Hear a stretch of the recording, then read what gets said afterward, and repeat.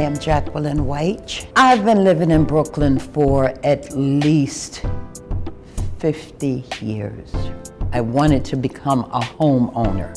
Through ADESTA and the Financial Empowerment Center, she suggested that we take a first-time home buyers program.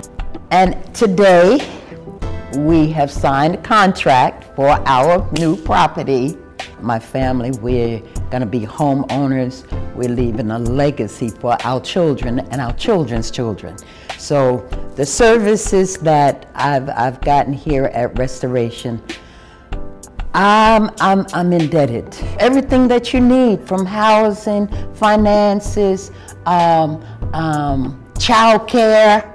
If you don't have all of the advantages, if you don't have all of the things that you need, then you need to know a place that can help you and provide the resources that you need in order to move your life to the next area. If you provide resources to Restoration, then I believe you're providing resources for the entire community.